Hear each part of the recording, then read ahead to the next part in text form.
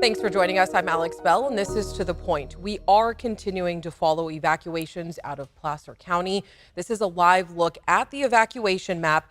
People all around Forest Hill are being told to either leave their homes or prepare to leave their homes as the mosquito fire inches closer to communities. Now, those areas in red are under mandatory evacuation. Those in the yellow are under evacuation warnings.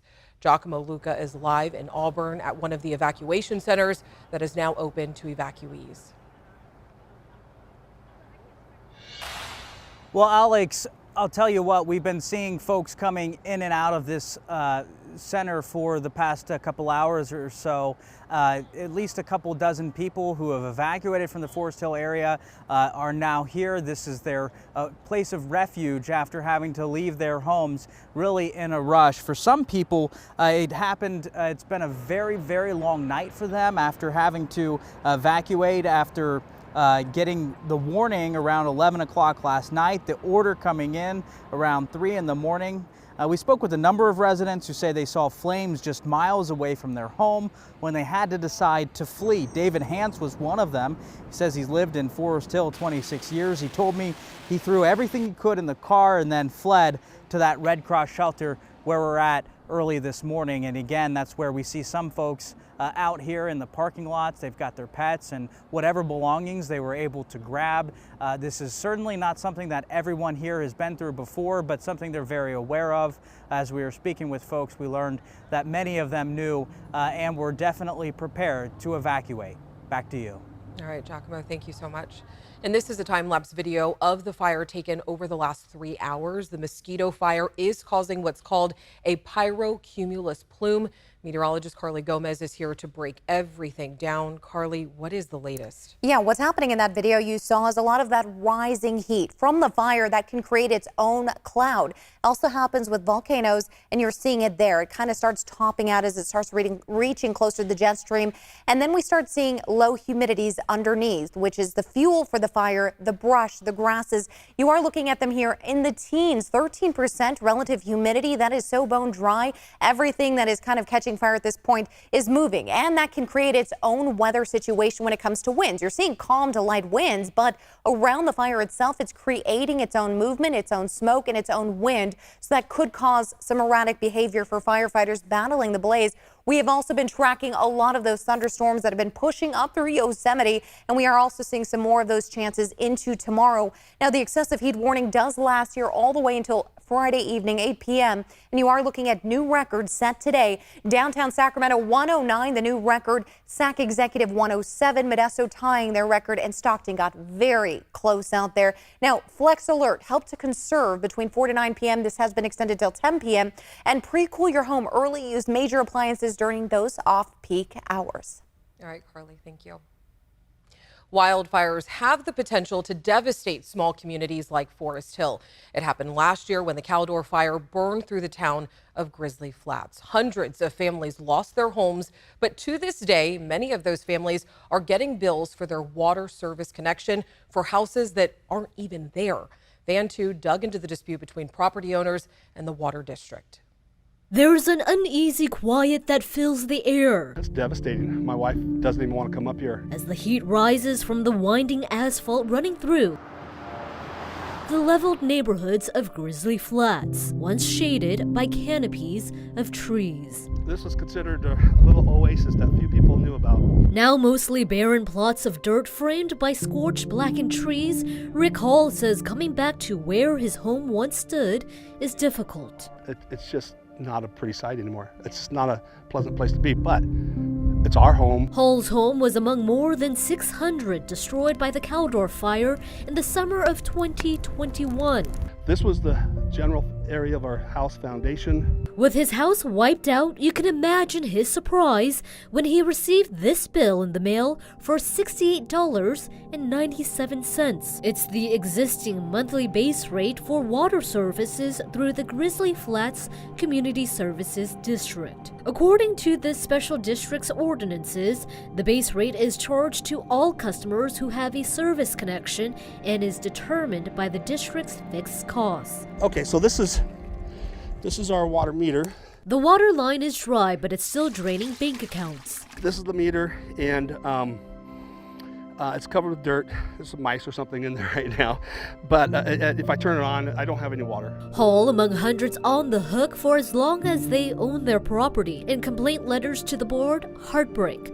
Everything about this decision felt cold, unjust, and uncaring. You are punishing all who lost everything. Payment is being made under duress and forced. We always had a good sense of community and camaraderie up there. We sure miss it. We miss our neighbors and our neighborhood. Mary and Sean Holt lost their full-time Grizzly Flats home to the fire.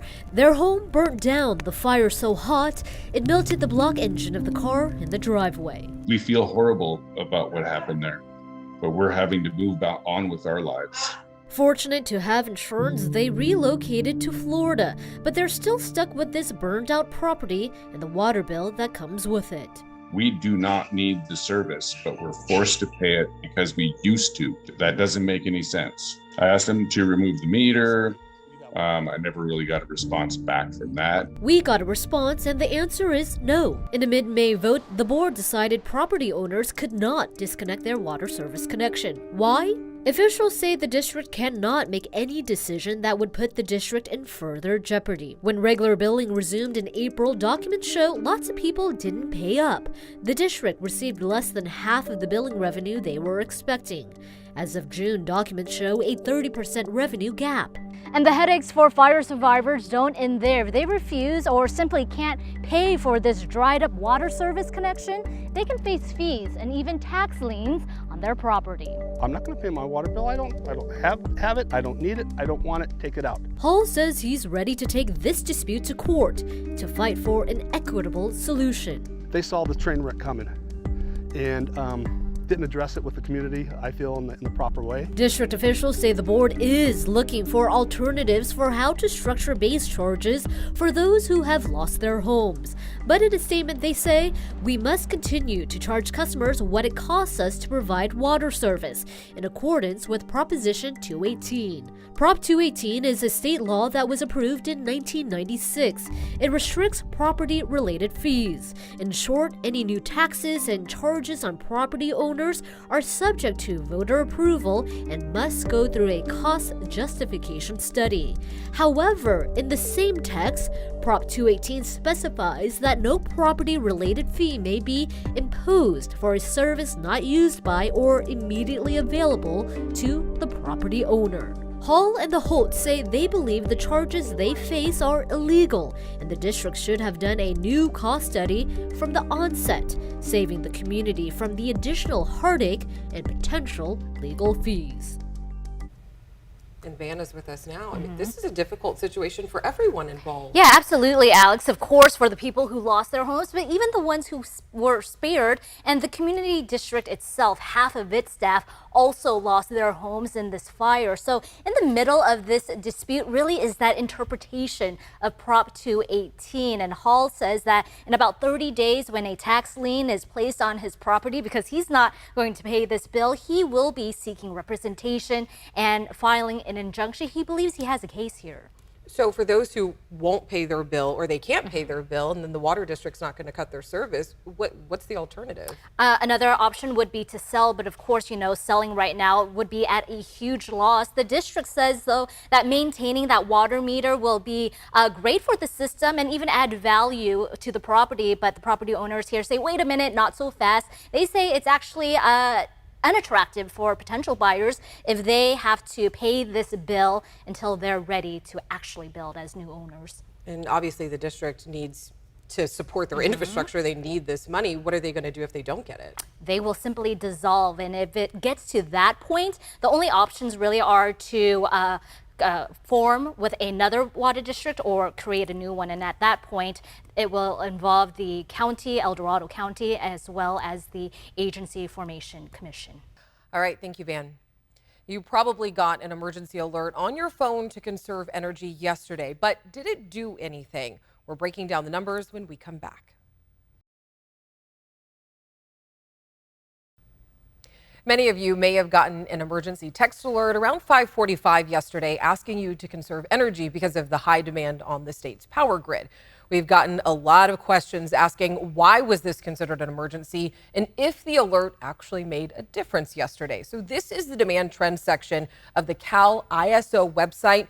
The text alert went out during record demand on the power grid around 5:50. At that time, the grid was reaching capacity using about 50,400 megawatts. Less than 10 minutes after that text went out, grid demand was down to around 49,200 megawatts, and that's nearly a 2.5% drop. It was the steepest drop in demand for the day by far. Here's Cal ISO's President Elliot Meanzer speaking about the effects of the emergency declaration. At 5:45 p.m., given the status of the grid, Governor Newsom triggered the statewide wireless emergency alert to Californians across the state, calling for immediate reductions in electricity service to avoid the need for rotating outages. Over the course of the next half hour or so, we saw between 2,000 to 2,500 megawatts of load reduction, which helped restore our operating reserves and ultimately enabled us to avoid a call for rotating outages. Now, if you chose to ignore those text alerts and just continue to use energy like you normally do, it could be worth it to rethink it. Not because you'll be punished for it, but because you actually might be rewarded. So large utility companies like PG&E are now allowing customers to join the Power Saver Rewards program.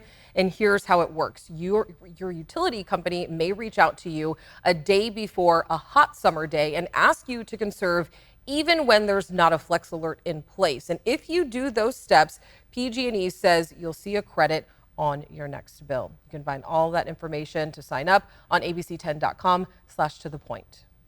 All right, coming up next, the U.S. is losing teachers at an unsustainable rate. After the break, we're talking to local educators about the struggles of navigating classrooms in a post-COVID world. There are not enough teachers in the United States. The California School Boards Association tells us that the state needs about 100,000 more teachers to provide high quality education for students. All week long, we're speaking with local teachers and experts to try and get to the bottom of what's going wrong and what's being done to remedy the issue. Tonight, we're looking at how the classroom environment has changed in the world with cell phones, increased political tensions, and an ongoing pandemic.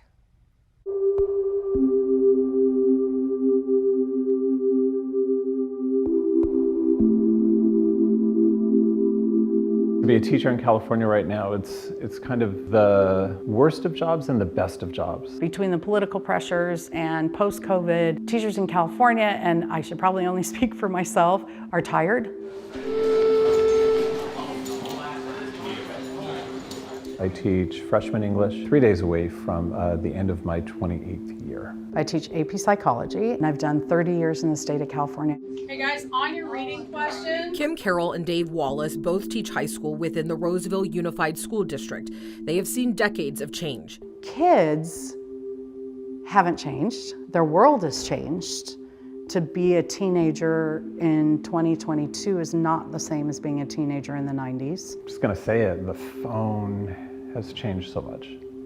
The phone has changed so much. When I started teaching, to begin a class, there was always this process you had to go to quiet kids down, because they're all talking to each other. They're not talking to each other. They're all sitting in their desks staring at their phones.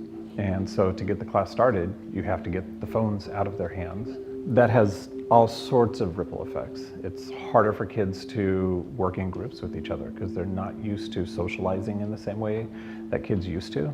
Enter the pandemic, which forced students to stay home, go through online learning, and also experience mental health issues. Things have changed dramatically since the pandemic, honestly. And one of the biggest problems that I'm hearing over and over again is student behavior.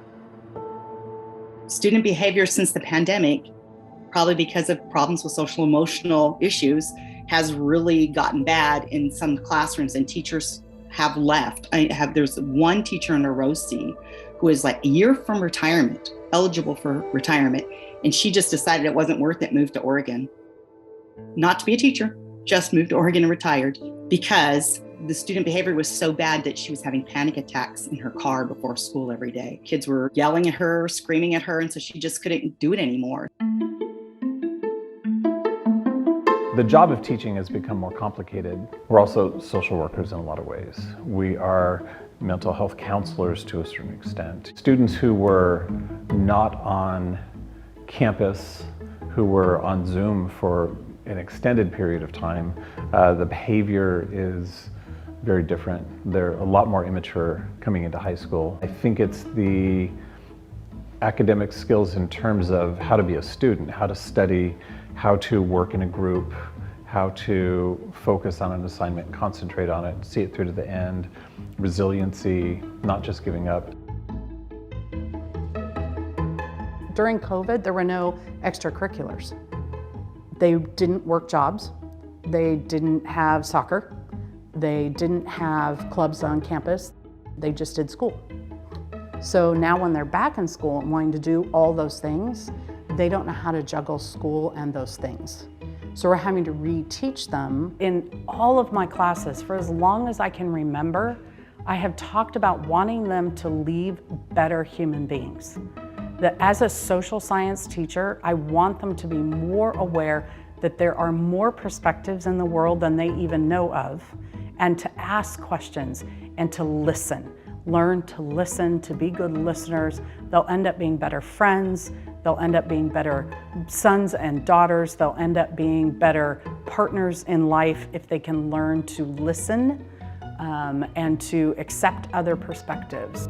Let's not forget the politics of COVID-19. I am officially declaring a national emergency. Tackling this pandemic is a national emergency, akin to fighting a war. Big political changes in the country.